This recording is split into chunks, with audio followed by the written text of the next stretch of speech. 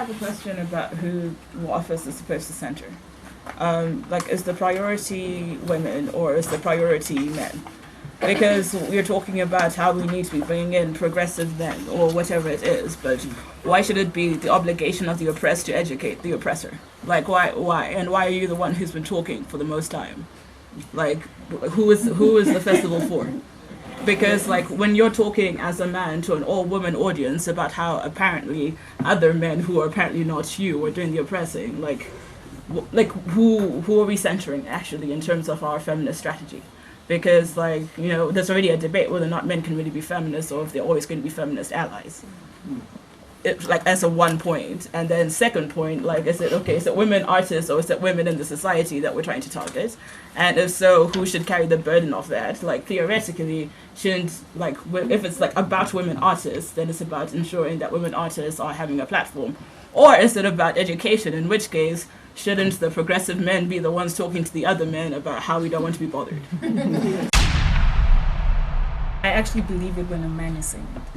It's much more powerful to me than when another woman is saying it. You know. But then, like my question then is saying that if we're saying that we're challenging the patriarchy, but even when we've created our like allegedly safe space, we can't trust the women to do it.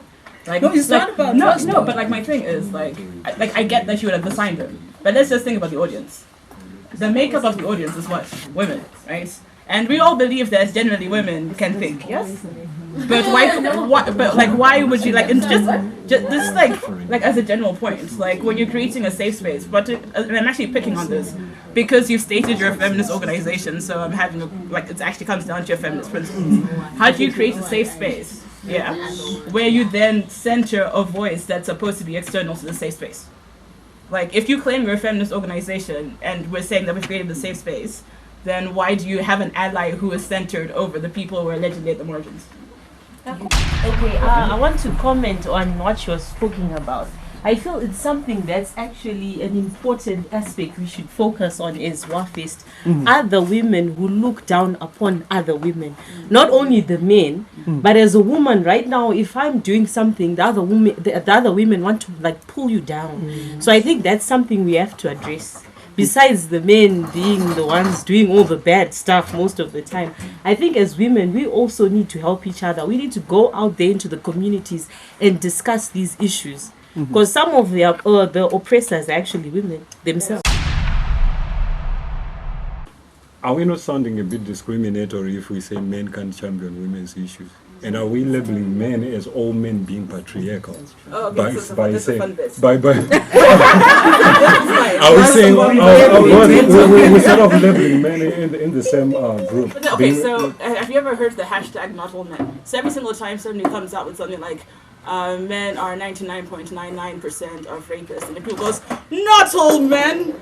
And like, that's basically what you've done. So my argument is this. When we're talking about a patriarchal system, you don't necessarily require individual people to knowingly perpetuate it. Patriarchy refers to the fact that you're enjoying rights and privileges that were given to you mainly because you're assigned male at birth. You don't have to wake up and go, oh, I feel like being patriarchal today in order for you to benefit from patriarchy. Yeah? And when it comes to the whole, can you be feminist versus can you be allies? There's an argument that goes that men technically can't be feminists, even if they are championing women's rights.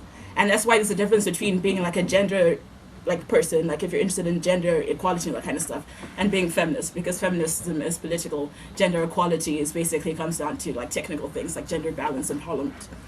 In this particular instance, are you being discriminatory by creating a space where you're not then affected by patriarchal hegemony? I would argue that no, you're not, because you're merely creating a space that is outside of the societal norm.